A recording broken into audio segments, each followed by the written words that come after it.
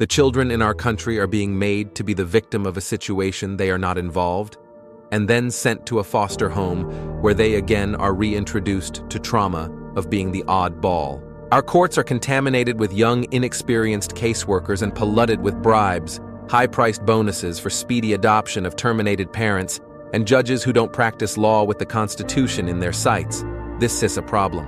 George Washington never thought of children as pawn in the game of freedom and American values, and never had he wanted to sell them. They were from his maker, his creator. Our children are being run down for no other reason than the profits being made in some way. Somehow these government agencies make money hand over fist day in and day out. They have you go to classes that they are billing for, and there is no viable reason for you to attend. Yet when you hear an update, CPS tells you that you're further away from when you started. Reunification is your goal, not theirs. And after you go through 12+ months of grueling, painstaking classes and meetings, all while getting the slimmest amount of time to visit your child, and even worst, you are always supervised. Never alone again with your child. It's awful. How do they feel, do you think? Where's the outrage? Why is nobody standing up for these families being torn apart by CPS?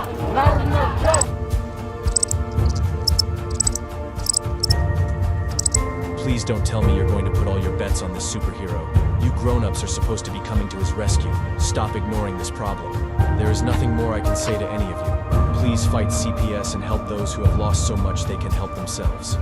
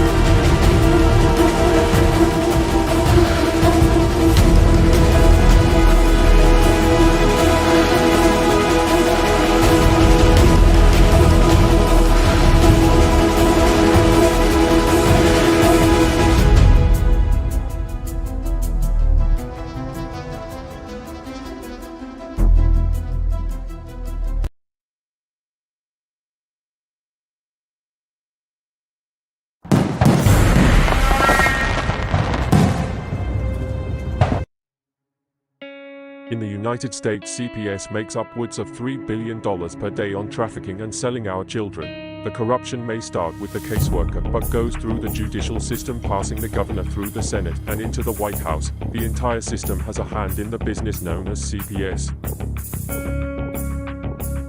Our children are stolen every minute of a 24-hour day. They are being robbed of their innocence, their trust, their happiness. As parents, we are isolated and betrayed by a government we trust. States are balancing budgets on kids' lives. Only 12% of the kids taken will be reunified. Title IV funding is being riveted with fraud.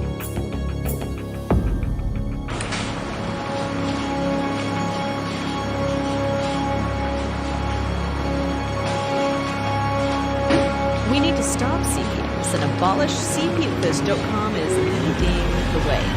Join us.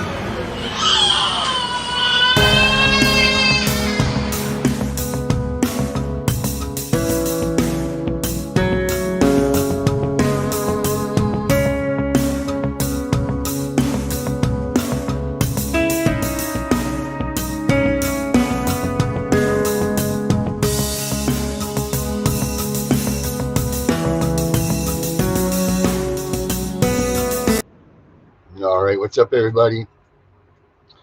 Check, microphone check. All right, good. We're good here. We're good. We're real good. Let's stop this video.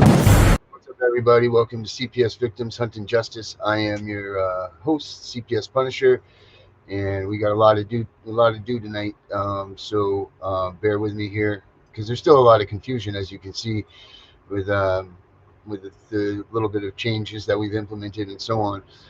So just please bear with us with that. Let me get rid of this little video here. I'm going to switch me over to here. Okay, here I come to see the video. Where am I? I should be here.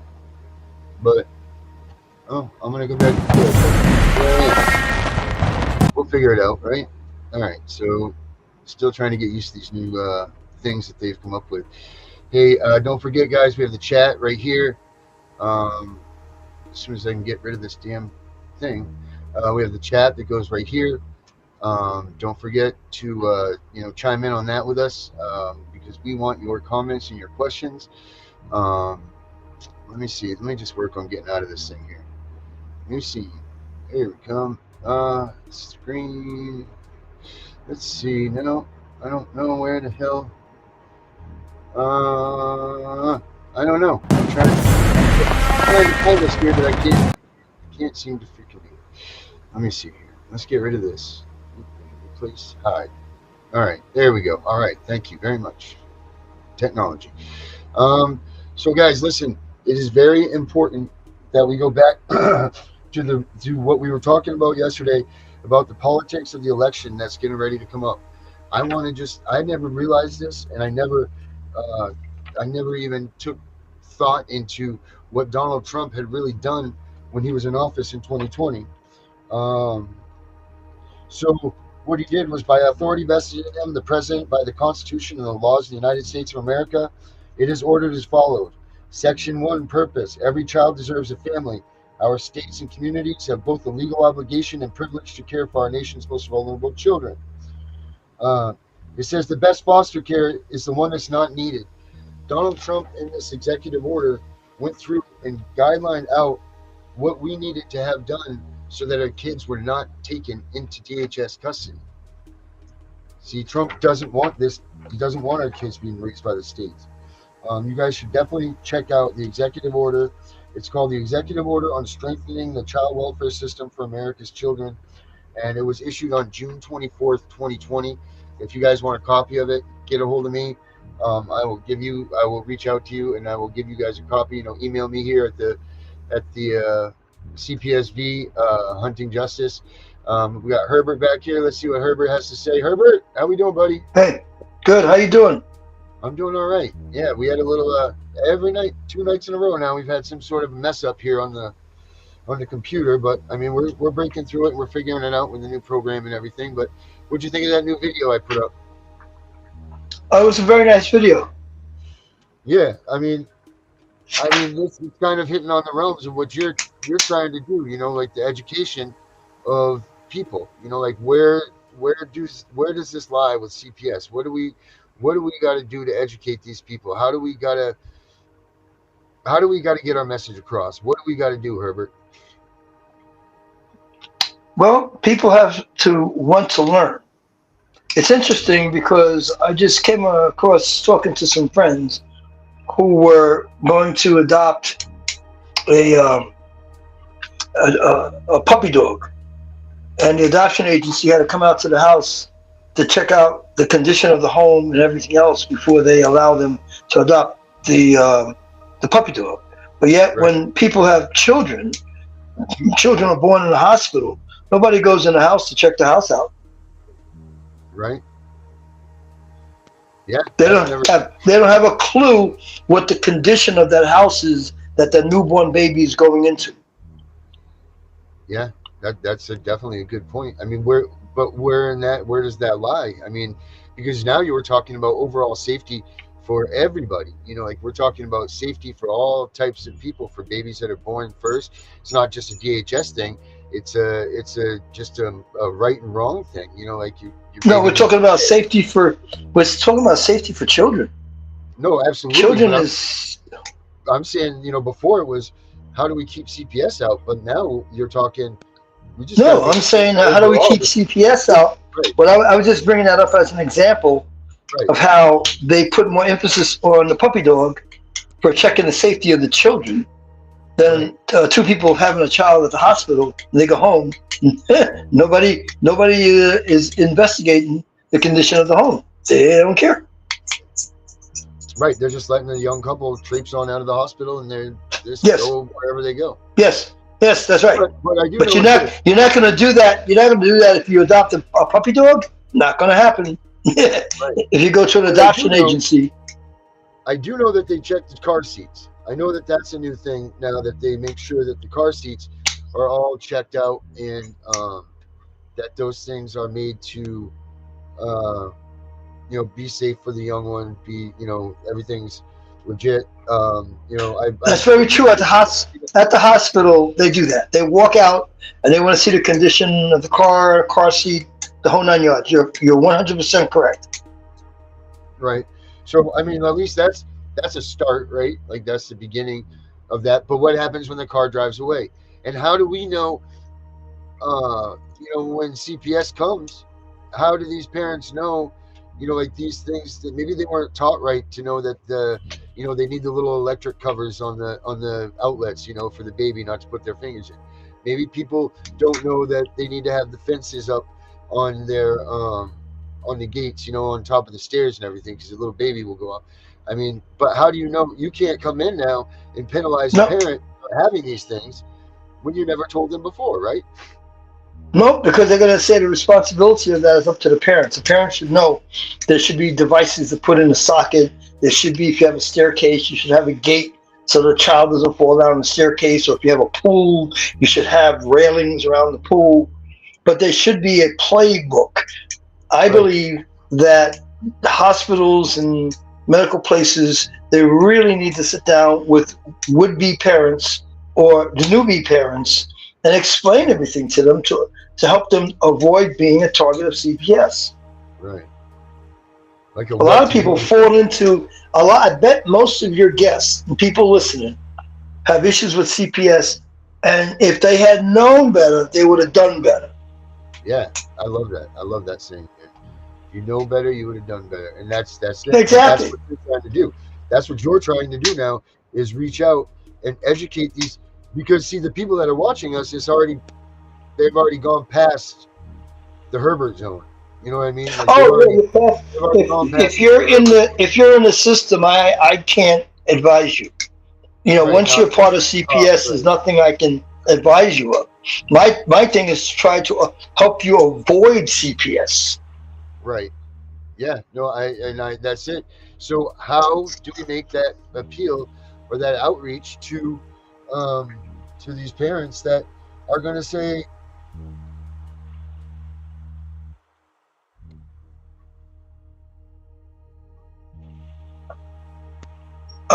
you cut out for a second.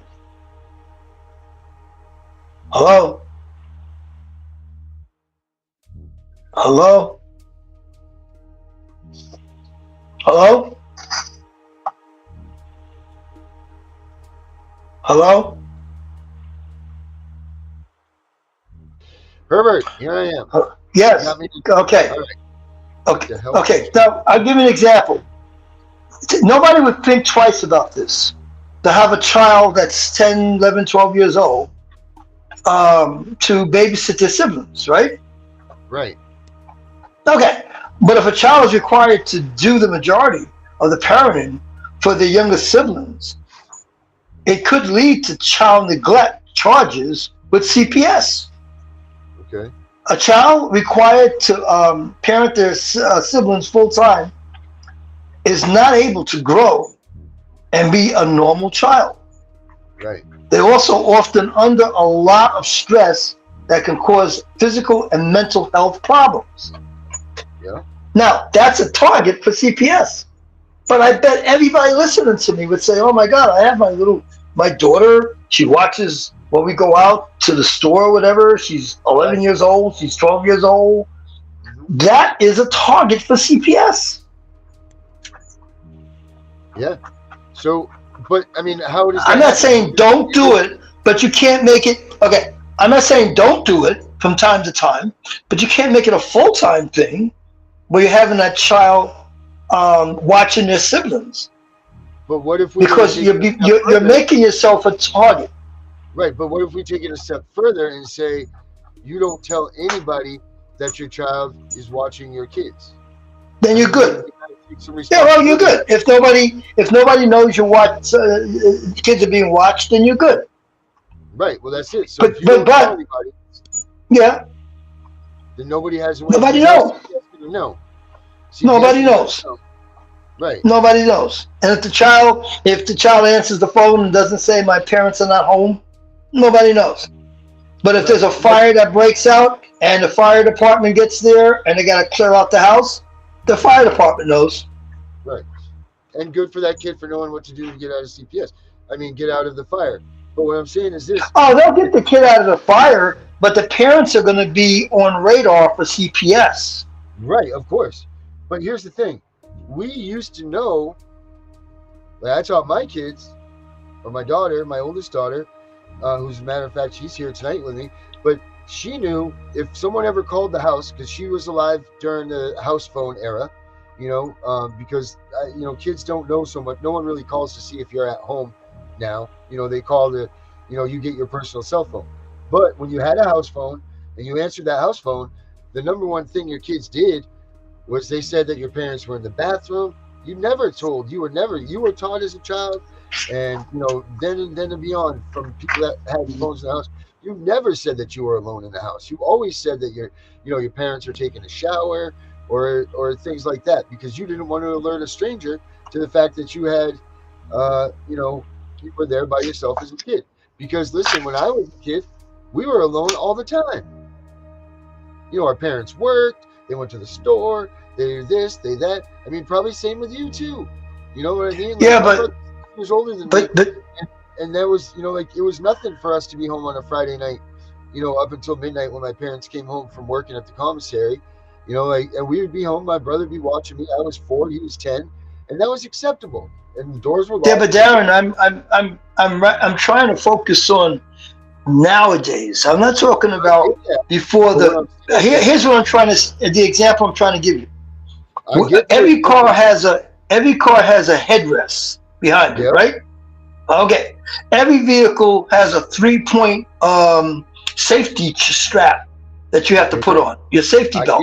I get what you're Back in the day, we didn't have headrests and we didn't have safety belts.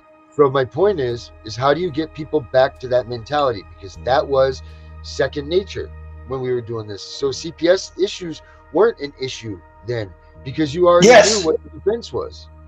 Yeah, but that was during the days when CPS wasn't an issue.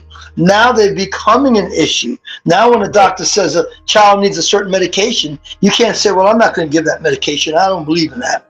If the doctor says it, you don't do it. It's a mandatory for that doctor to contact CPS. Mm-hmm. That wasn't happening back in the day. Right. Well, this is what I'm saying. How do we bring it back? How do we get back to those skills that you were already taught as a child, that your parents taught you all the time? That was just part of everyday life back then. So we already knew the skills that we needed to defend ourselves against CPS as children. Because it's called educate. People have to get educated. Right. And then how do we get them to want to be educated against an entity that they don't believe in, and that they don't think that we're right, and they think that we're all tinfoil hat wearing people, and they don't want to get involved with CPS until it's too late and they've already taken their kids. Well, when it's too late, it's too late. But how can we do it in advance? We have to Right. encourage people to get educated. You have to get books. I've been buying books, material, periodicals, all kinds of stuff on the subject. It's out there. It is out there. Actually, I got one here. Let me pick it up. I don't know if you can see it. Can you read it? How to avoid CPS. A quick guide. Oh yeah, that's a good one. Who wrote that? Somebody, let me see. Let me see if I can find who wrote it. But I mean, there's books out there. It's by a person named Lee Russ, Leah. Last name is Rusk. So Leah. Last name is Rusk. And I'll show you the front of it again. Yeah, that's a great book. That's a perfect book to get, man. If that tells you. That's only one. Right. That's only one of many. That's only one of many books I have on how to avoid being a victim of CPS. There's a whole lot of books out there. Right. There's stuff out there that's blowing my mind that I never even thought about. Right.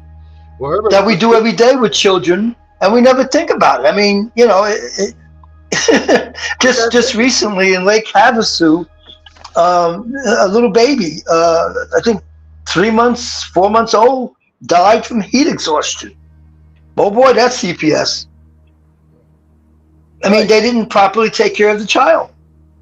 A 10-year-old boy up in South Mountain, Phoenix, Arizona, died just doing what he normally does, climbing out in the mountain. But he wasn't properly dressed. He didn't carry enough fluids and, enough fluids with him to drink. And he died as a result of heat exhaustion. Wow. His parents will be on the radar, CPS. You know what? You've taught me this, Darren. Since that child died, they're going to go to the house and probably take the other children. Oh, of course they are. That's over for them. I mean, that's over. And in those situations, depending on what gravitated the situation to be that way.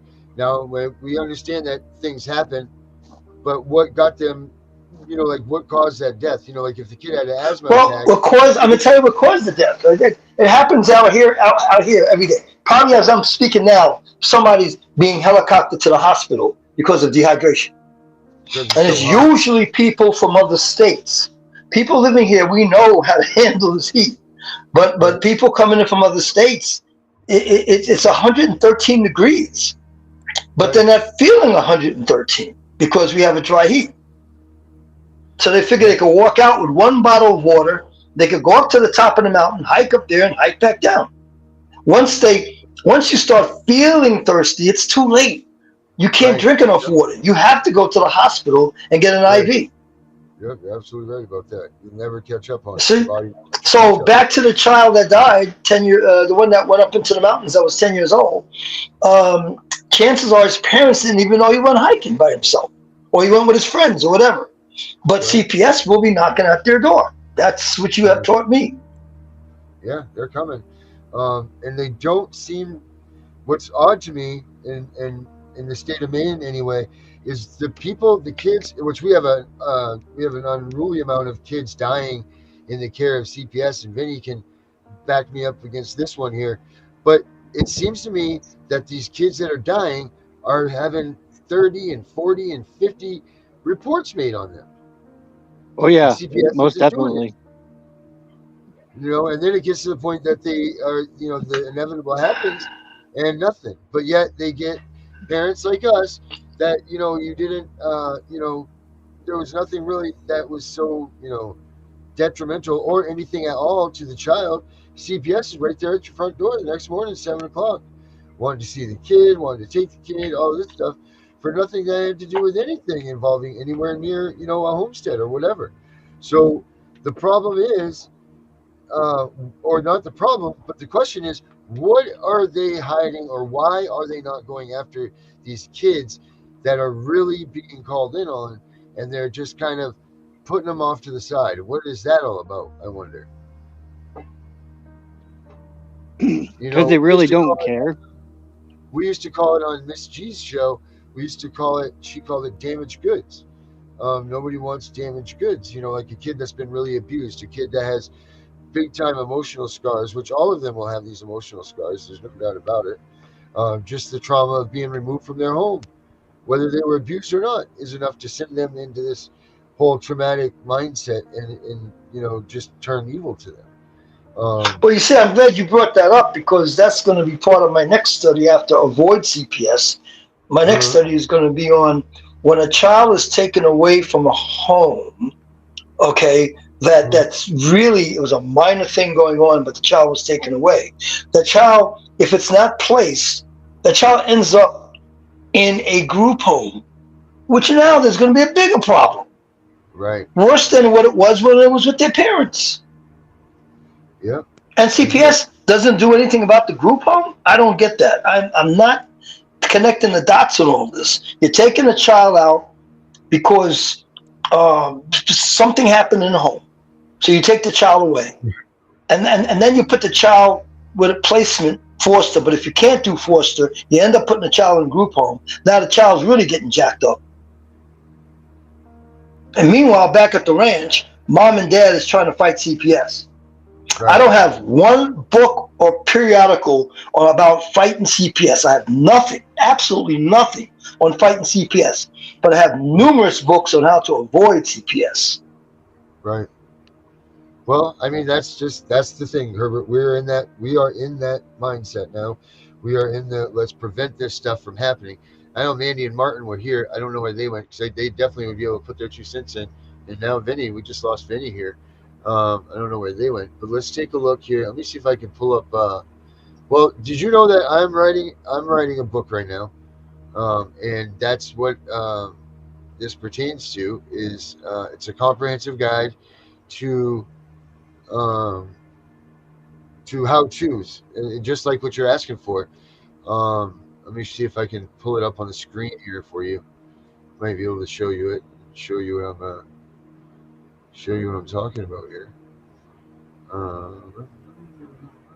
Let's see. Where are you? All right, Vinny's back here. Okay. There he is. Let me get Vinny out here. Hey, Vinny. What's up, buddy? Got you back now. Hi, Vinny. How are you, Vinny? I'm doing all right. How are you, Herbert? Hey, Vinny. I'm sorry to interrupt. I didn't mean that. So go ahead, Herbert. Sorry, I didn't mean to interrupt you. No, I just said hello to Vinny. That's all. All right. Sorry about that. Let's while I'm looking for the book here, Vinny, why don't you key in everybody about your story a little bit? We're here to talk about something a little bit different, not about Vinny's story, but some things that are going on in CPS. But Vinny, you want to just let everybody know how you kind of got here? Absolutely. Well, I've been doing some digging throughout my case with CPS. And I'm finding a lot of discrepancies in everything as far as hearsay evidence being used, them having reports of falsified documentations, and I have proof of this on the police reports. And I basically have been scrutinized by the department since I was a child. And this has happened most of my life throughout my family. They've scrutinized my family. And I've been dealing with them on and off for eons. And every single time they close the case out, and I have the case file sitting in front of me, and I'm just going over it, and I'm looking and I'm going, yeah, well, I don't understand half of this malarkey and bullcrap that they got in here. But on almost every report, when they were trying to make a case, it says the report was deemed inappropriate at intake level. Really? On almost every aspect of this, and they have in there that, he has a history of violent and threatening behavior. Well, let me explain something to the viewers and to everyone. The only time I had threatening behavior in my entire life was when I was with my ex-wife. I came home. She was over doing laundry at her mother's.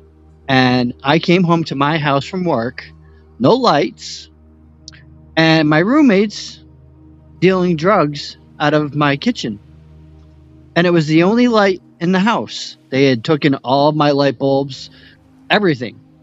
So what I do, I went in, I grabbed my hammer, and I smashed their damn light. Huh. So I got a criminal threatening charge out of that. Right. But in every aspect of this, like the next one is the department closed with unsuitable findings of emotional maltreatment. But like it states in here, and I highlighted every aspect of when they closed the case, and it's all the same thing. Inappropriate for a CPS response at intake level. The report was deemed inappropriate at the intake level.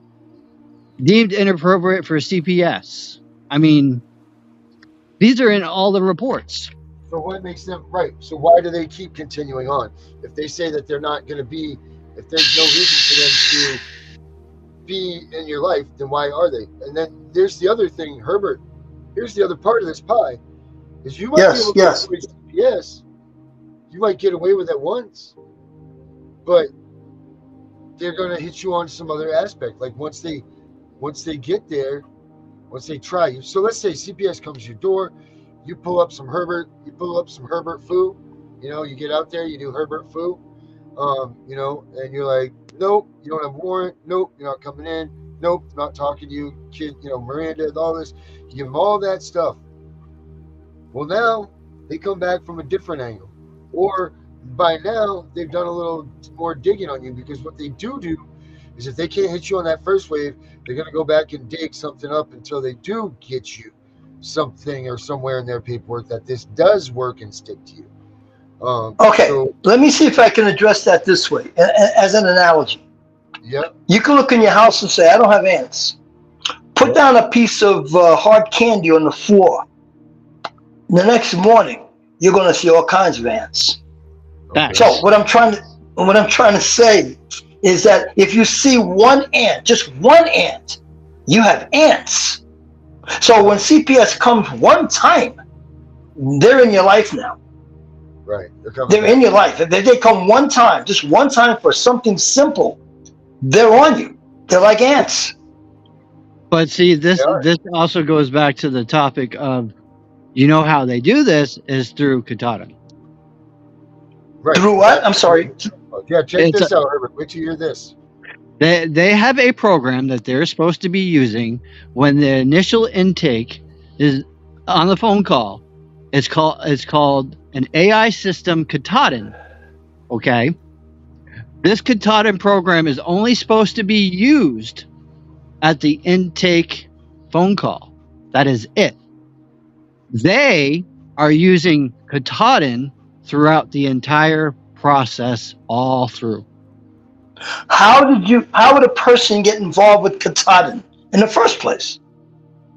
As soon as you make a phone call in on their recorded line, that enters into Katahdin. No. What? Give me a scenario.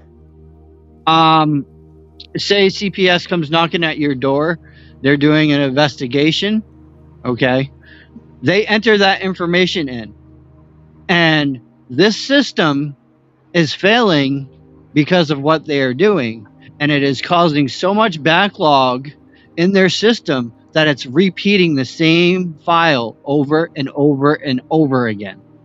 Well, let me go to the very beginning. Why are they knocking at your door? That is the mystery. Okay.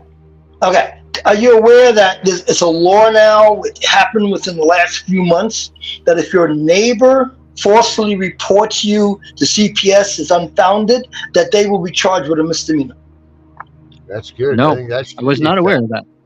Yes, that only happened within the last few months. You could do your research, you could Google it or whatever. If you forcefully report incident to CPS, is it a crime? Google that. If you forcefully report incident to CPS, is it a crime? And you're going to find it's a misdemeanor.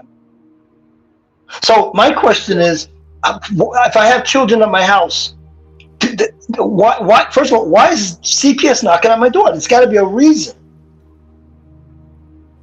Of course. I made myself a target in some way, shape, or form. But that could be a whole array of things, like we say. Yeah, it can be a multiple of different things. They can knock on your door just for school. I mean, just like the conversation yesterday, they will knock on your door if your child misses a day of school. Yes, excellent. You got it. If the child misses a day of school, I mean, that's really stretching it, because the principal is going to call the house. Hey, what happened to little Johnny? You're going to say Johnny wasn't feeling well. We forgot to let you know he wasn't coming to school. CPS is not coming to your house. But if little Johnny goes to the school and complains about mommy and daddy are always fighting and cursing and it upsets me, it's mandatory for the education people, teachers and principals, to contact CPS. Now they're going to come knocking at your door because the kid was upset, went to school and told their good teacher what was going on. And then the teacher feels obligated to tell the principal, who feels obligated to cover their butt and contact CPS. Well, I mean, I can prove the other theory about these schools too, because I had a conversation today with some actual students that are getting out of high school, who got out this year, and they explained to me today that these schools are putting litter boxes in their schools and making these kids believe that they are cats and dogs. And this is coming from high school students. That's disgusting. You're talking about they don't let them go to a bona fide bathroom? No, they're teaching them it's okay to be a furry. What the hell? By giving them, maybe I'm losing something here. Are you saying that they're having them do their poop and everything in a litter box, or you're just giving me an example of something? No, they are actually doing it in the schools. This is crazy. They're doing what, Vinny? Wait, Vinny. They're using litter boxes. Darren, you got to tell Vinny he's got to be careful with me. You got to explain to Vinny how careful he has to be with me, because I make phone calls. Yeah, right. I make phone calls. This is fact. I've heard this from numerous high schoolers that they've done this. Give me a high school. Give me a high school. I don't know the names of it, but one of the kids that I was talking to was from Pennsylvania. I know the high school. I know that I would be on that. I could be on that phone like white on rice, making that phone call. Well, you're gonna be. I'm gonna hold on. I mean, if you talk to Darren will tell you how in depth I do investigations. Am I correct, Darren? Yeah. Well, then I got a school that you would love to investigate, and that is Lake Regent High School here in Maine allows their teachers to teach these kids that it is okay to be transgendered when they're straight or they're girl. Wow. They teach that it's okay. They're teaching them that it's okay to be transgendered. Wow. Or are they informing them that it's okay? Oh, no. There's two different things here. No. You walk into the school and all you see is gay pride stuff. I do not lie about that. Well, I think that isn't that constitutionally something going around the United States now that is acceptable? I think so. But it should not be in our schools. Then that's where the PTA gets together with the school and say, cut it out. You would think. You would think, but they don't. No, has the parents got together and attacked the school? I do not know. What's the name of the school? What's the name of the school? Lake Regent High School. Lake Regent. Lake Region High School, right? And that's in Maine? Yep. Okay. Herbert's on that one. I can feel it. I can feel the herb burn. I don't know what's going on with my camera here, guys. I apologize. I'm trying to figure it out right now. They were telling my daughter at 11 years old that it was okay to be gay. Wow. Well, I bet you that there is some validity to that because Maine also, I don't know if they ended up being a harboring state or if they were just entertaining it, but they were going to be one of those, the ones that entertained for the, the whole, you could, when they were saying that you could leave your parents, you could leave your parents behind and then, go to another state, get TPR'd and get that transgender surgery. So maybe I don't doubt why that Vinny's not maybe telling the truth here about this 100%. It's good. I mean, it's not as crazy as it sounds, man. This is stuff that's really happening. So my question to the school is gay education taught in the school? It's a simple question. Yes. LGBTQ, is that taught in the school? If the answer is yes, it is taught in the school. There's your answer. Right. Now, can you get it out of the school? Yes. As parents, you have to all get together. Teachers' parent meeting, whatever it is, get with the board, get with the superintendent, and you have to get it out of the school. Right. But if it's allowed in the school, then what your daughter's saying is correct. Right. Carrie says, Herbert, they want to be called furries. These cat-like,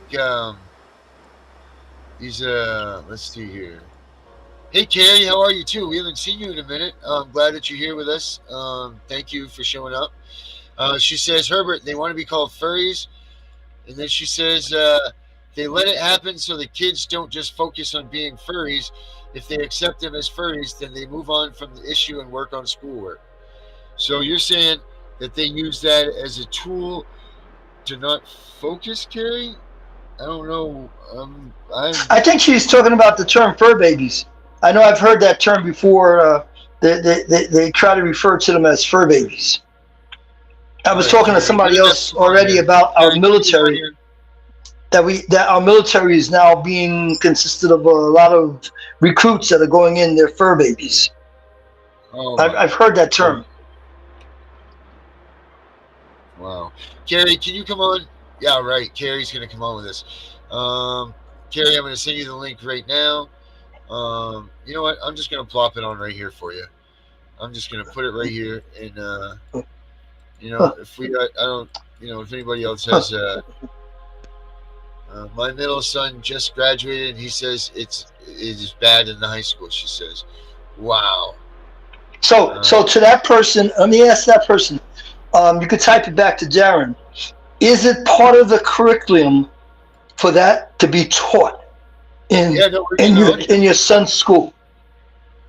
Carrie's coming on the show. We're getting Carrie. No, the person that somebody else just typed something you said.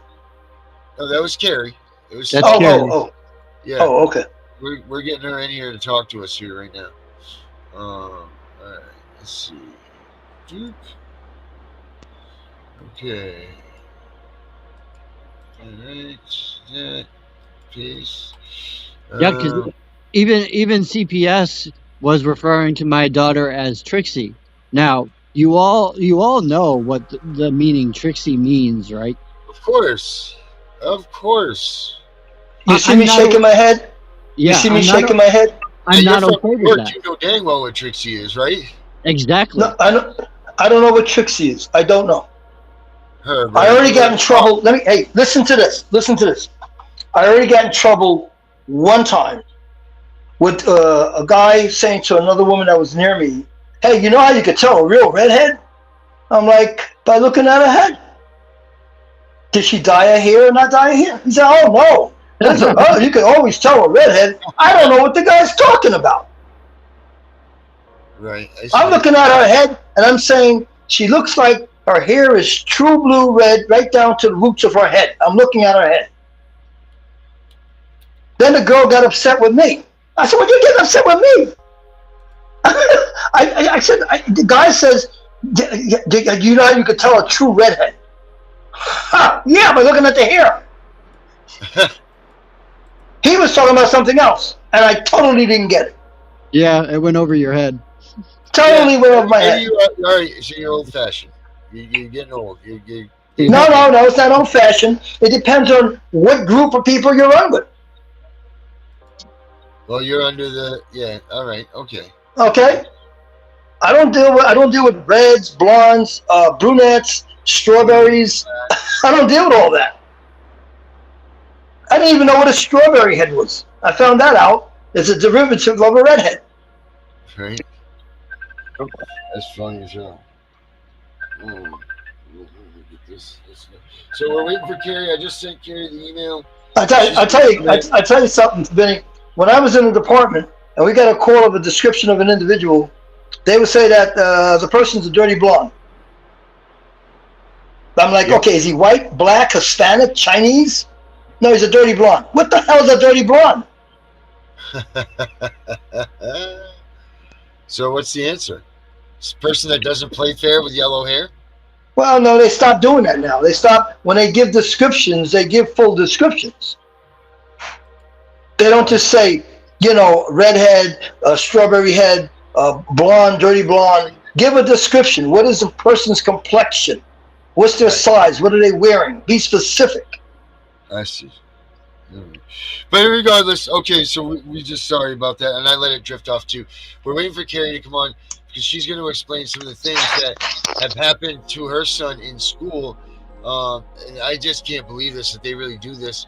Our friend Vinny here has just told us that they're putting litter boxes in the schools for them to be able to associate with whatever the hell they're trying to do. I guess Carrie's got some really good information about this that she's going to share with us. So she should be here in a moment.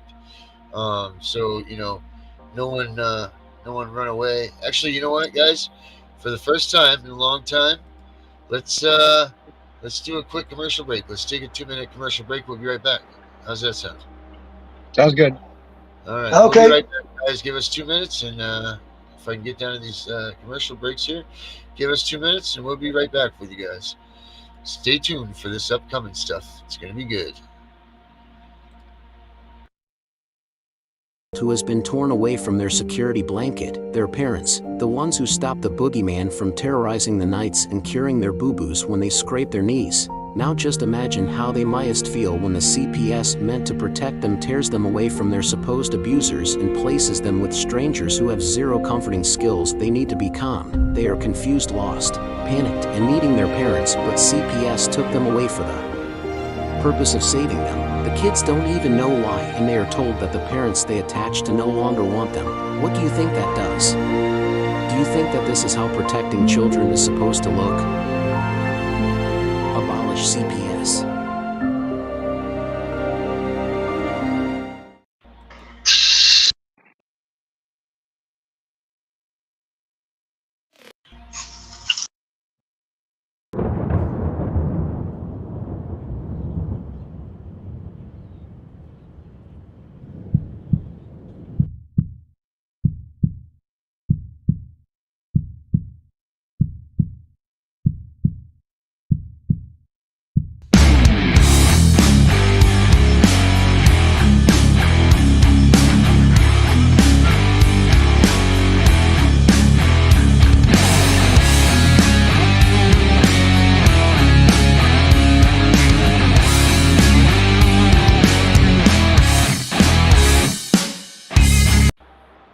All right, guys, welcome back to the show here. We did our first commercial here, and we've got our special guest Carrie with us. Let's let Carrie in here with me and Vinny up here on the screen. Let me see if I can get her in here. Carrie, I'm pushing your button, but it's not letting. There we go. I was pushing Carrie's buttons, and it's not letting me. It's not letting me get. Hold on, Carrie. This is just absolutely asinine. All the amount of troubles that we're going through here. I just can't believe it. Hold on, Carrie. I'm trying to get you in here. Gotta love simulcasting. Yeah, I mean, this is just crazy. I mean, we're having. All I'm trying to do is push her button. That's it. Like just trying to turn her in here. It's not. There we go. I got you. You in, Carrie? Can we hear you, Carrie?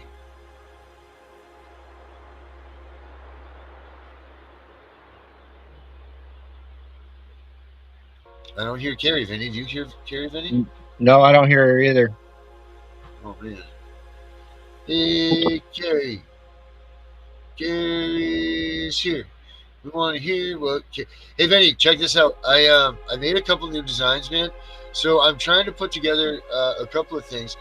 Man, this camera's really bugging me out, man. Because my real camera's all of a sudden just shut off, and I don't understand what the hell is happening here.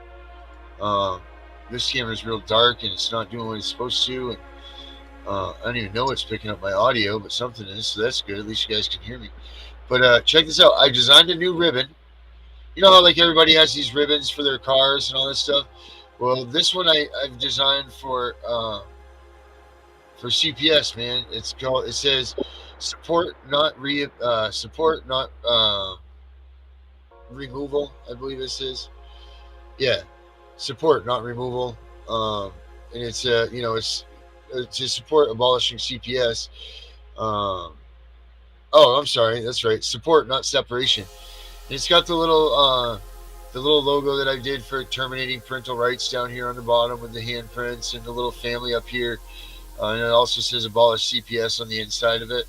I'm working to put these things on some, real magnetic ribbons so we can sell those and start helping people out with the cause. We can start doing that. Those are also, they'll be available here and at the show website. So make sure you guys check out that at abolishcps.com because you guys get a ton of information there. I would say make some into stickers too. Oh yeah, absolutely. And then this here, I want to explain this one to everybody. So this here is, the POW, prisoner of war flag. Yep. All right. So I took the design from this from the prisoner of war flag. So I put the child, it's usually the man's head here with the tower, and the barbed wire fence.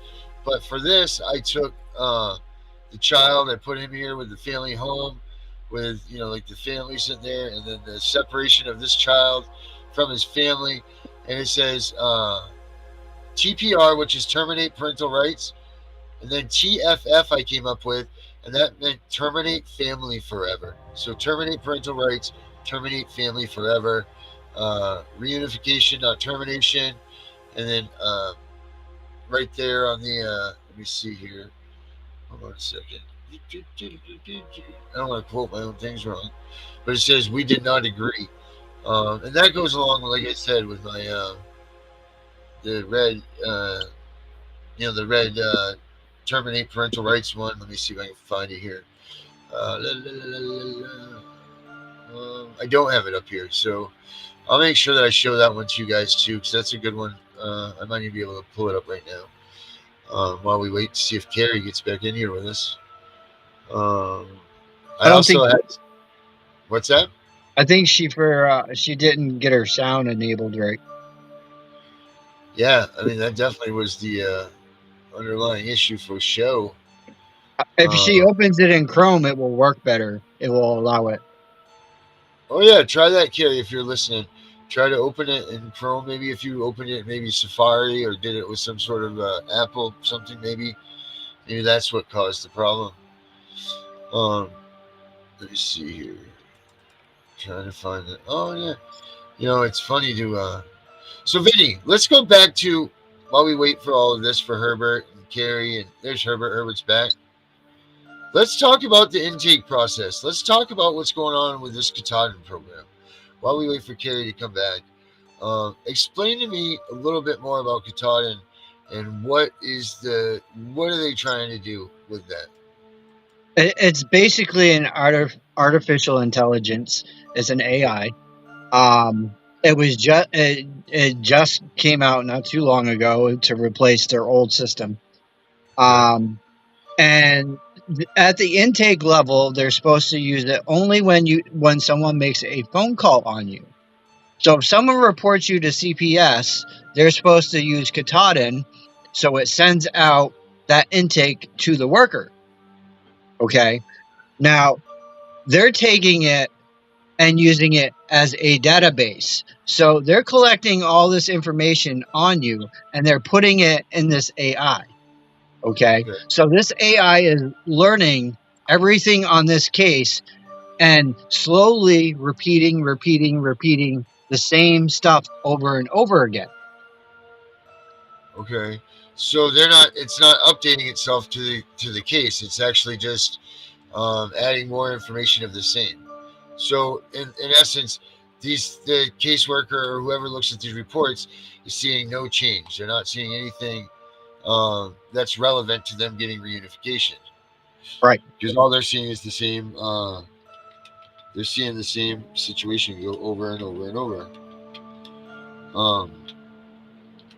That's pretty terrible. And like what I read is that a lot of these caseworkers are using it and they're depending on it to do their overworked, work that they have, because they just look at this AI and this AI just dictates what they want them to funnel down for whatever. I mean, that's pretty disturbing that you have an AI now come in and handle it, and the fact that someone thinks that the crew itself thinks that they're confident enough to put the lives of children and families in the hand of a computer that can't even make a peanut butter and jelly sandwich. Right. You need that computer. But you know what I'm saying? Like, there just seems to be some and as you saw in the report, there's major flaws with that system right now. Right. That's just. I mean, the whole thing with the AI and the technology. Come on, man, let Herbert back in. I'm trying to get Herbert in. I'm trying to push this button, and I'm not able to. Come on, Herbert. Come on. Oh, I had him. Hold on, Herbert. I almost got you. There he is. All right, Herbert, got you back, bud. Welcome back. I'm back. Okay. So we went on while we're waiting for Carrie. I don't know if Carrie's going to try to come back or not. We'll have the cat discussion or the litter box discussion some other time if we have to. But I don't want that to go unspoken either. But Herbert, what do you think about AI being involved in the intakes of children being taken? So you find out that the basis of your child being removed was on this computer that, in essence, caseworker had to give them the information to begin with for them to make the assumption and the ruling on what they did, right? Like, that's how this thing works. Yep. Sure. So, but the way AI works, AI is 2 + 2 = 4. Period. It doesn't vary. It doesn't listen to any variations. It's just 2 + 2 = 4, and that could be a problem because in every case there's a slight variation to things. Right. And you can't convince AI that you can make 5 - 1 = 4. No, it just knows 2 + 2 = 4, and if you fall in that category, then this is what the deal is. Wow. I mean, it's just mind blowing to me that they're turning to this such an important life altering situation that they have turned themselves into just a victim, I guess, or a number or a stat on a computer screen. And like this AI isn't going to remember who you are every time it comes back and it says, "Hey, whatever AI, show me, Claude, and then, or whatever." And I wasn't meaning to say the name there, but show me the AI, and then show me, like the story from this week. Well, all they're going to have is the information that they have talked about. So if there's a bunch of missing information in there, they're not going to report on that. And then here comes Mrs. Caseworker, forgot that they didn't update their file or any of that stuff. They come in, they go to court, and it looks like they're the worst parents in the world.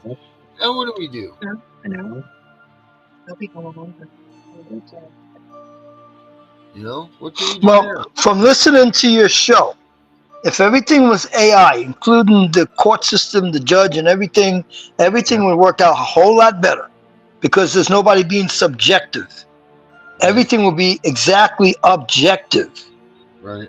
But once you have the judge making decisions based on his feelings of the day, that messes things up. If the judge was AI, Yeah. AI is not going to mess anything up. AI is going to listen to the facts and Yeah. then come up with an answer based on factual stuff. Well, But well, you don't think? Oh, sorry. Go ahead, Benny. we do have the missus here too now. Oh, hey, Lynn. How are you? Hello. We did a Walmart Hi. She's doing some research. It looks like. Lynn, what do you think about this Katahdin thing? I think it's shit. I mean, what is? I mean, do you have a little bit more input on what it is and what it's doing and what they're using it for and how they're using it wrong? And all that? One of my friends who also had her children taken from her, she actually got a hold of the Katahdin files in her case, which she's not sure if she was supposed to begin with. Right. And it has a whole bunch of lies in it about her case, and she found out that they're not just using it as like the initial when they call to make a CPS report on someone. They're actually using it for the entire case, and it'll flag you if you're black. It'll flag you if you have a disability. It'll flag you if you're on SSI. It flags you for a bunch of different things. Now, what are the penalties? So, explain about flagging to people that don't know what you're saying here. It's flagging to show, like, if you're on disability, you're going to get more for that child because they have disability. So you're getting their money along with whatever the foster rate is. And and then they're flagging you because they don't think this certain type of person can raise their child and is good for their children. So they're profiling. Yes. All right, Herbert, that's a word that you know. Profiling. What's the deal about that? I mean, you guys kicked that out of the police department a long time ago, right? Like you can't profile anymore. No, well, there's still a degree of profiling going on, especially with the type of crimes that are going on nowadays. Okay. But there's a degree. Profiling necessary? In terms of CPS profiling, I don't think it should be. I don't think there should be profiling in CPS situations. Because I would love to find out from a CPS caseworker, what are those common ground, not issues, but not, like, what are the common ground? Yeah, I guess the common ground. So I know what you're trying to say, Darren, but you can't, it's not the same apples and oranges here, because if there's a vehicle with dark windows sitting in front of your home, and it sits there and it's never been there before, it's just sitting there, the homeowner is going to profile and say, hey, that car don't belong there, even though it's in a public street, right? It's in a public street, it's allowed to be there, but they profiled. There's this car, there's people sitting in it, it's dark glass, they're going to call the police. Isn't that not profiling? Well, I mean, that's a concern that there's a car that's been parked there. That's profiling. Because the car is in a public street, it's not doing anything.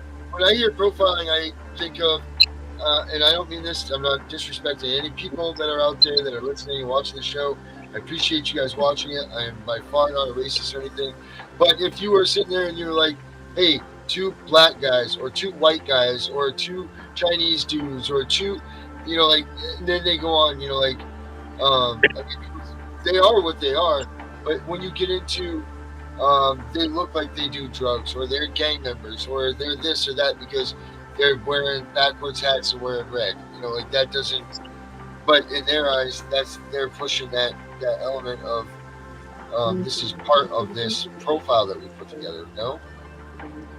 Sure, that could be that. Nowadays, what police would do on a call like that, they would do a drive-by, take a look. The person's not doing anything wrong, not doing anything bad, they leave them alone. But that only goes for what states and with how big the department is, because you go to some states, you have a black person walking through a white neighborhood, and there's no blacks living in the neighborhood, the cop's going to stop him and say, "Who are you? What's your name? Let me see your ID." Now, Well, I've been stopped as a white person in a black neighborhood when I was in Florida once.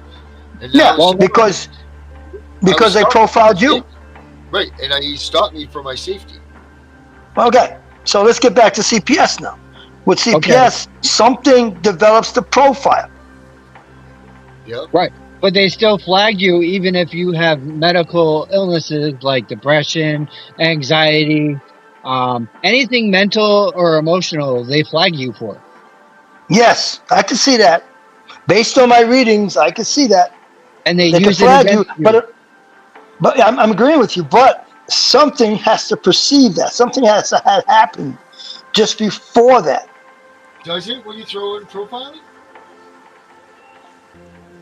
When you've Just read because profiling, you when you have add profiling into this, that's a whole new game now.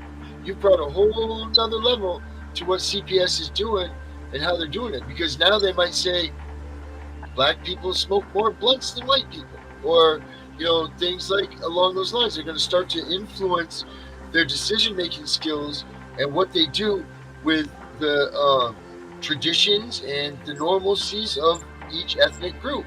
That's not fair, You don't It smoke. still starts off with what perceived it, what irritated the CPS. Something started it. There's got to be a start. It can't just be because the the fact that they're profiling you. Well, I mean, From it really can't. it has to be something. Okay, so what if is it a far stretch to say, okay, we're profiling Herbert because we know once we can get in there and we can get a warrant and we can start questioning him and all of this, that chances are good he's probably going to have a blunt in his house because he's black. And I'm just using this as a Okay, what did Herbert? Okay, let's deal with Herbert. What did Herbert do to draw attention to CPS? What? But you didn't do anything but be you, man. That's what I'm saying. Because everything shows, everything that's in this world points to the fact that if you're black, you smoke a blunt of marijuana. Well, then they sit there and they say, well, we got Joe Blow, white guy over here, which he does probably, they go to work and all this stuff, then they do cocaine on the weekends. Or you got Herbert that's smoking a blunt because he's a black man. Let's go after the black man because chances are good we're going to get him for the weed smoke and for the joint, and that's all lasting longer on him. Therefore, they just profile those two groups to which one they can take the weeds from. Let's put Herbert in a situation where he hangs out with a bunch of people that smoke, they do dope. The police are profiling the whole group of people, and Herbert is part of that group. Okay, Herbert's now a subject of attention. And Herbert has children at home. And the police is already looking at that group of people for selling drugs or doing drugs, and Herbert hangs out with those people. I just made myself a target. Just by being part of those people. Right, but what did you do to affect your child?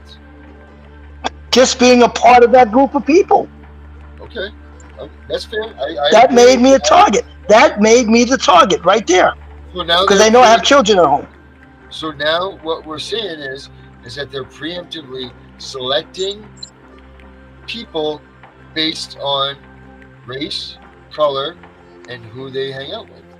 Because you are right about that. First of all, you are right that they are about the people that you are around, because I was told point blank. So I'm a big advocate for helping people. You know that, Herbert. You hear it all the time, Benny. I mean, you know who I am and everything.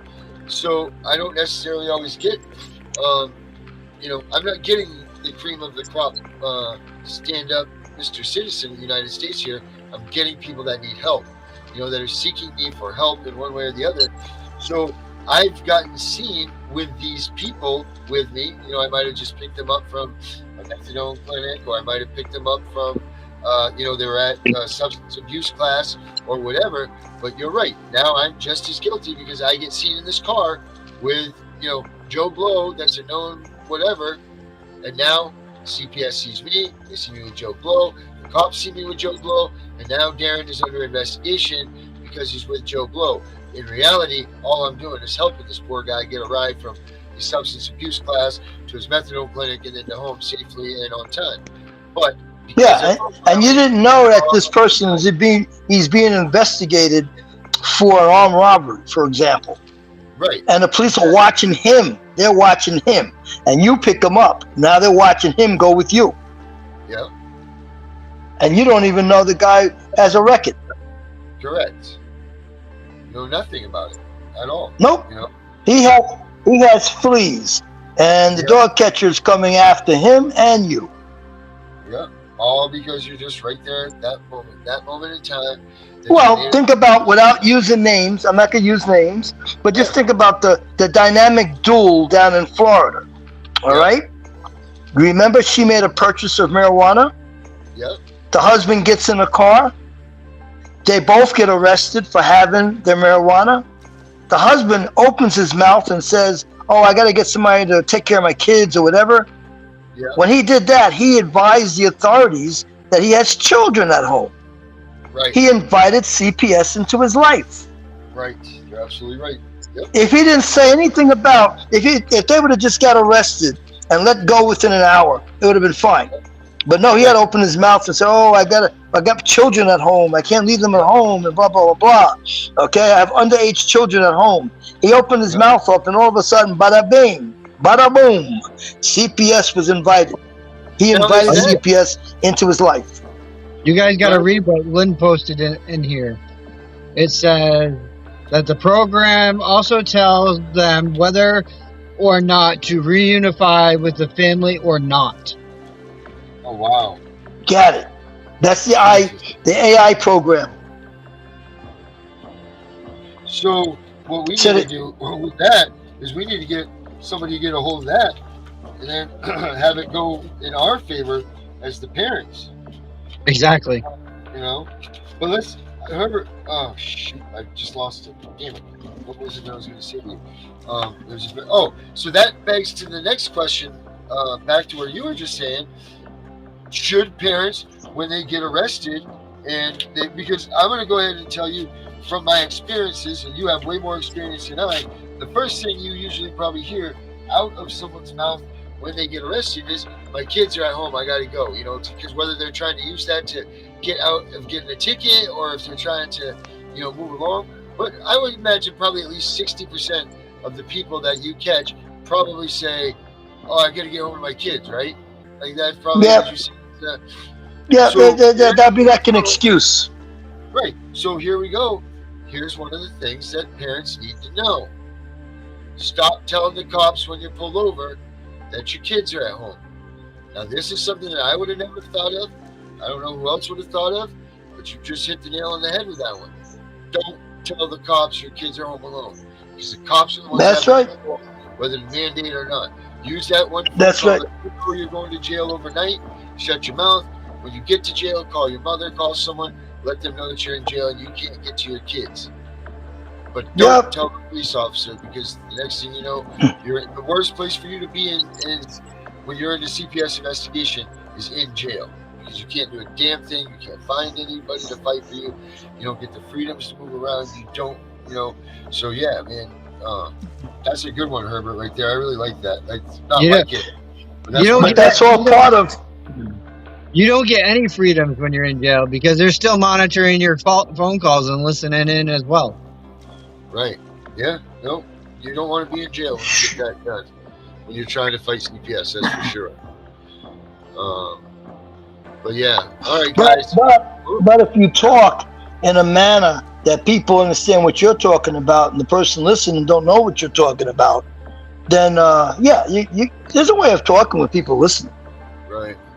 The listener can't make heads or tails of make sure you feed Winston the wet food, not the dry food or whatever. You see? Right. Yeah, it's crazy. Well, guys, God, what a good show! What a good show! I'm sorry that Martin and Mandy couldn't make it with us tonight, but you know what? We're still just bouncing around some things here, and we're gonna rebuild this thing from the ground up. And I like where it's headed so far. Listen, guys, if you want to get on the show with us, please get a hold of us at CPSV Hunting Justice at gmail.com. Again, that's CPSV as in Victor, huntingjustice.com. Um, oh man, the phone number. You can actually text us at, let me see here. Just this phone number is new.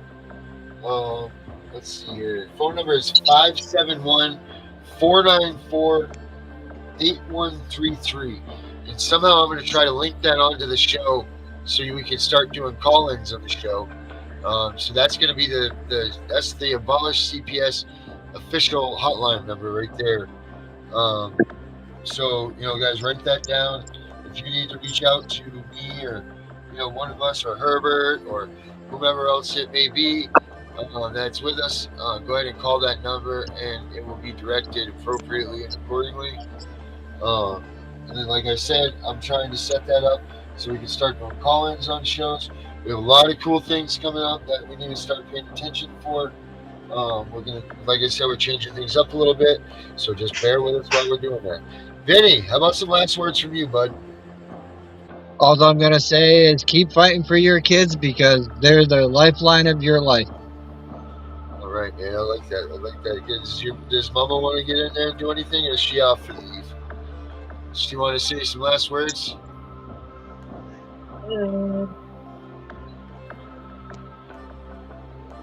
Don't let CPS intimidate you. There you go. Absolutely. Good one. All right, Herbert. Learn about CPS. Learn about things you should or should not do with your children to avoid being a victim of the system. Yeah. Once you're a victim, it's like having ants. It's going to be hard to get rid of them. Oh, hey, hold on. We got Carrie back. Let's see if we can get Carrie in on that. Carrie, hold on. I'm coming for you. Let me see if we can get Carrie. She just made it back. Let's see if I can get her in here. I'm trying, Carrie. Hold on. This is just the damnedest thing, Herbert. Vinny, you know what? I would like to give you and Mama a task there. I want you to do a lot of research on this. I want you to find out as much as you can about this Katahdin project, because I want to know too if this is a protocol for what's to come, if Maine's the only state. Let's find out how they do it, who programs it. Let's tear this thing apart. Are you down with that, man? Are you down with trying to figure this out? Absolutely. Because I think we just, that could be the head of the snake right there. We don't even know it. So. I also think that, us Mainers need to band together and maybe even come up with our own rally against CPS. Yeah, I'm definitely down with that, man. We will do that for sure. Let me see here. I'll give Carrie one more shot. I don't know what the hell. Oh, I had her. She's coming around the mountain when she comes. Carrie's coming around the mountain when she comes. Carrie, come on now. Hold on, I'm trying, guys. There she is. I got her. Carrie, are you there? I hear something. Bashaka. Carrie, are you there? Earth to Carrie. Company leader to Carrie. Do you copy? Over. Tell her to check her mic. Check her camera buttons. You just told her to. Herbert, we're on live, remember? Every time you tell me to do something, the same people hear you say it as they would hear me. Oh, that's right. Hey, Carrie, check your mic. Look down at the icon. Look at the icon and make sure there's no cross over the mic or no cross over the camera. If there is, push the button. Push it. Akon, huh? I didn't know that you were an Akon fan.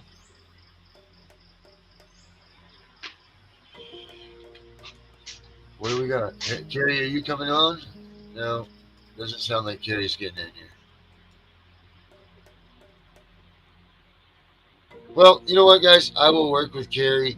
We'll figure this thing out because she's got a lot to say. I really enjoyed talking with her too. But I want to thank Carrie for coming on tonight. I hadn't seen her in a minute. It seems like forever. But there she was in the type. So, Carrie, that was great to see you out here tonight. Everybody else that has been watching the show, really appreciate it. Bear with us, support us, like, share. We got a lot of cool things coming out. from now until we do whatever.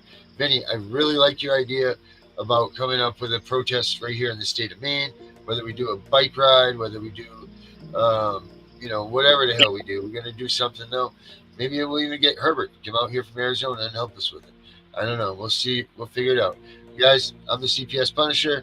These are my friends. We're all out of here. Have a good night.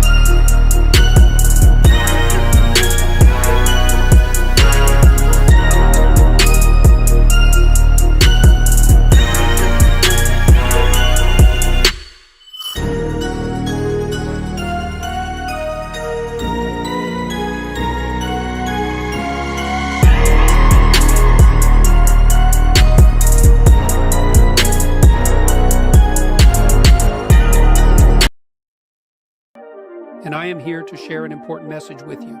Remember, every minute in the USA, a child is taken by CPS. Watch CPS Victims Hunting Justice every Monday through Friday at 9:30 p.m. Eastern Time to learn about the destruction of families. Join us on this journey as we shine a light on the struggles and seek justice for those affected by CPS intervention. Together, let us raise awareness and work towards creating a better future for our children and families. Tune in to CPS Victims Hunting Justice and stand with us in the fight for a fair and just child protection system.